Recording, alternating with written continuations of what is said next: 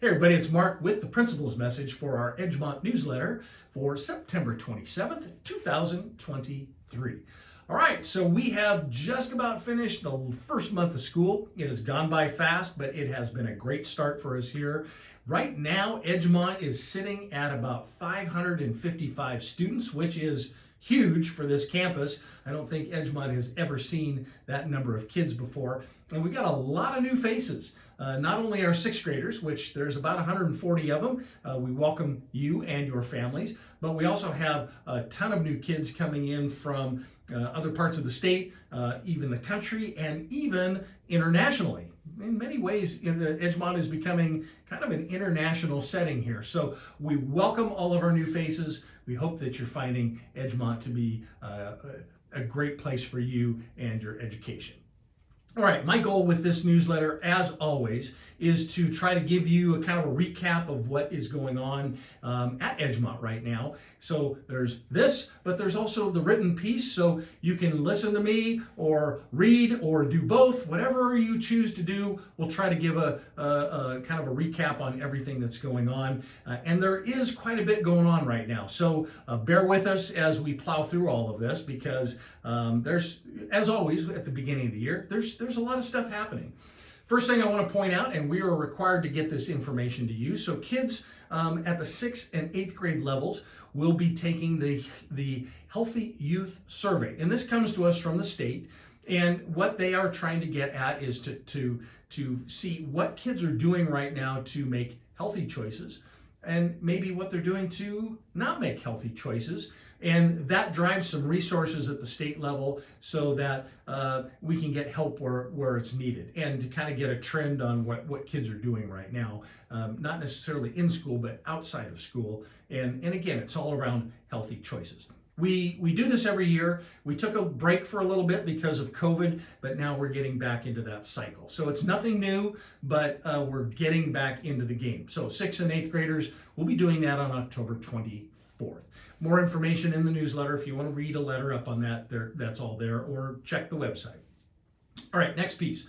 I want to make sure that people understand that we don't allow cell phones to be out and about during the school, not the school day, but in classrooms.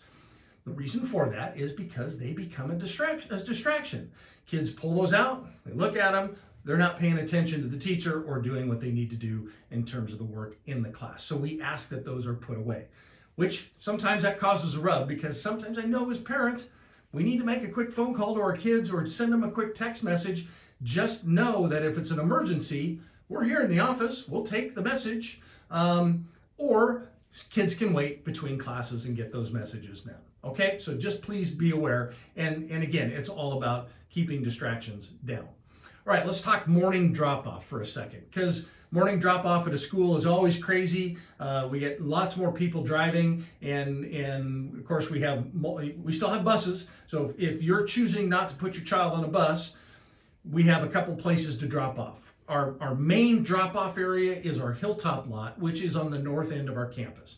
Kids can get out, funnel right into the side door, and they're in school. Now that lot does sometimes get a little backed up depending on how many people are driving on a given day, sometimes the weather, lots of things play into that. But generally that traffic moves pretty well. If people keep moving forward and dropping their kids off, it's a pretty good system.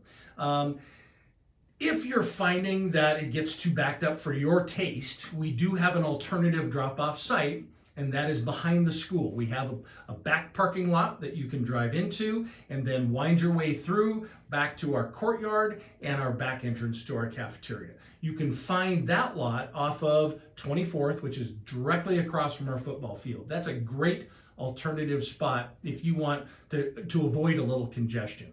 The one thing we ask is that actually two things that we ask. Stay out of the bus lot, because that creates a safety issue as kids are getting off and we have cars driving through. That's a big no-no. The other thing we ask is that don't drop off in the staff lot. We have cones set up, we have a sign set up, and the reason for that is if we have too many people dropping off there, it really backs up traffic onto 24th. We like to try to be good neighbors and keep that traffic on 110th, which is the road directly in front of our school. So work with us, please, on that, and the drop-off will go smoothly each and every day. All right, there's a message in here I want all ninth grade parents to kind of clue in on, and our ninth graders themselves.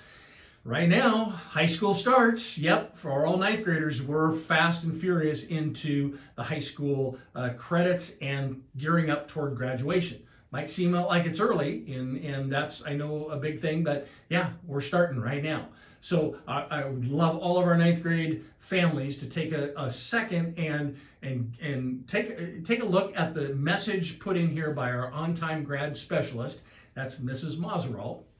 She tracks all of our ninth graders to make sure they are doing what they need to do to get all of their credits by the time they leave Edgemont and go down to the high school. So that is a critical piece. Please take a moment. You'll look at grad requirements. You'll look at some tips for success. So please take a look at that.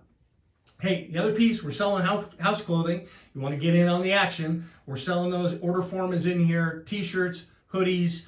Print that form off, send it off, get it into the office, and we'll place those orders by October 6th.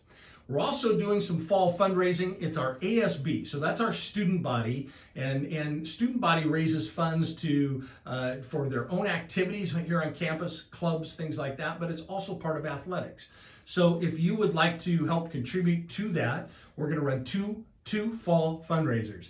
One is going to be a walk and readathon, and that will take place on October 19th. We'll get more information out as we get closer, but we'll have chance for kids to walk the track and or read. I wouldn't do both at the same time. Those don't quite go well together, but we're going to do that. And then we're also going to do our annual holiday wreath and poinsettia sale. So we partner with Windmill Gardens on that, and we come up with some great holiday decorations that people really love. So more information is coming out on that. That fundraiser starts here very soon, almost like in a couple of days, and goes till mid-October. All right, last piece, two things. One is a little bit of attendance. If you want to learn about attendance, it's great. And then the last piece, of course, will be our message from our prevention specialist. And our prevention specialist helps